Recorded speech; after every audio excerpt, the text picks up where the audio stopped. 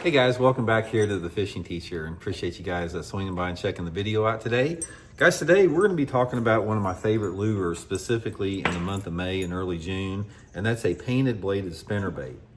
Different color blades, white chartreuses. I want to talk to you guys a little bit about why that works so good in May, get you guys set up how I like to rig them, the areas I like to fish them in, the conditions. So we're going to go over that in today's video here. And also, guys, a couple quick things before we get started. I will put some of my favorite painted blade spinnerbait links in the description of this video. You can use my Tackle Warehouse link to get you some of the painted blades here. Got those available. Two quick things here, guys, just two quick plugs I want to share with you. If you guys are looking, guys, I've been talking about this for an awesome freaking bait cast reel. Guys, check this Cast King ALTI bait cast reel, guys. It's got the world's first titanium spool in it.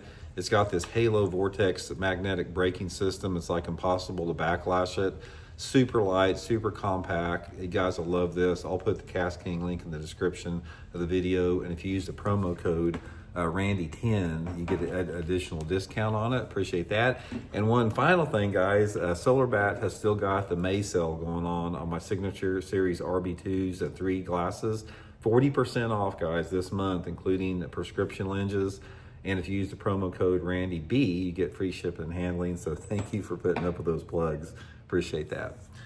Okay, guys, the painted bladed spinnerbaits here, this is sort of like another one of those things that got famous here in the Ozarks. This is like one of the most famous Lake of the Ozarks baits and Table Rock Lake and everywhere.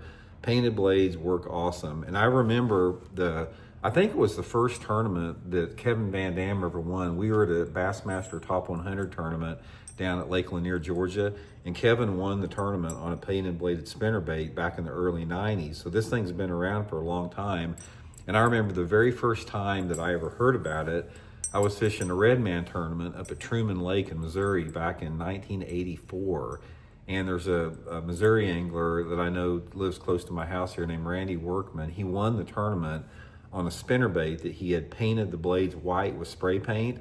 And that's the first I'd ever heard of a painted bladed spinnerbait, but they've been a mainstay, you know, for a lot of years. A lot of people still don't use them. It's like you hear everybody talking about spinnerbait fishing, but you just don't hear much about painted blades. So I want to give you guys some tips and advice on why it works good in May and the conditions it works in. Now, first of all, let me talk about the anomaly here. A painted bladed spinnerbait can be really good in gin clear water for smallmouth bass. If you're fishing like the Great Lakes, like any Lake Ontario, St. Clair, any of those big northern smallmouth fisheries, burning a chartreuse or white spinnerbait for smallmouth in gin clear water has always worked. It's like an exception to the rule. But for the most part, when you're dealing with painted blades, you're talking about dirty water situations. That is when it's going to excel.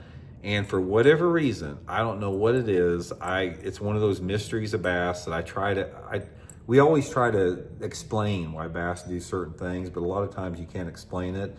For whatever reason, they love a painted bladed spinnerbait in the month of May.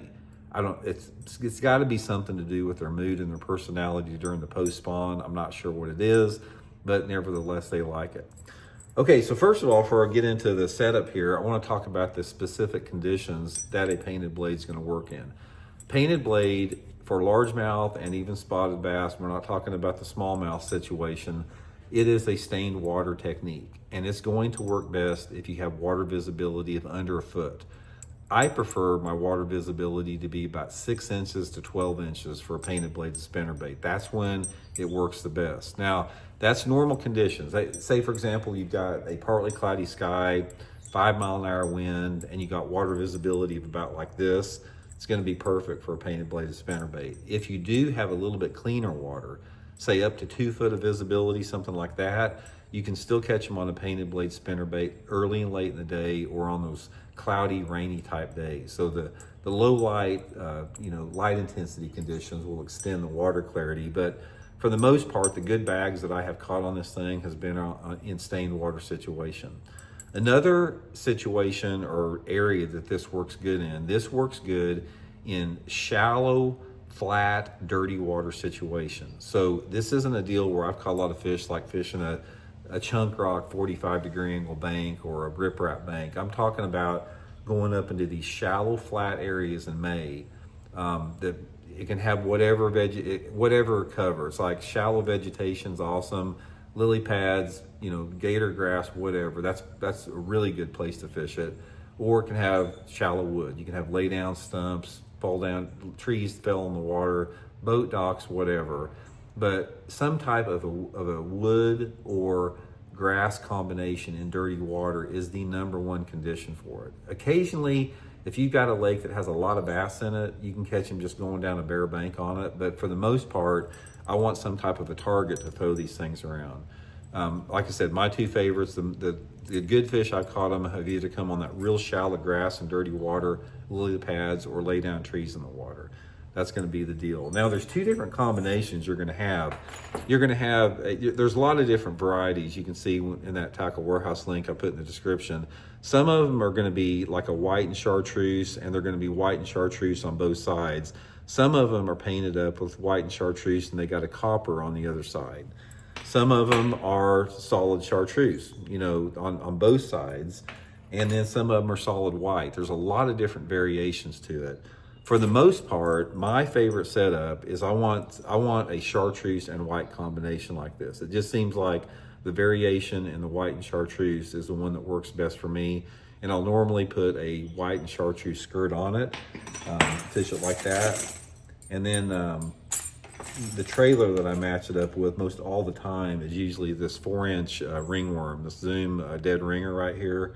So I'll just put this ringworm on it like that. I'll link this and put this in my tackle warehouse link in the description too, the ringworm link. This is like, I think, the best spinnerbait trailer that you can get, but sort of rig it up like that. But guys, I'm telling you what, stain water situation, these things will get you a good bite here.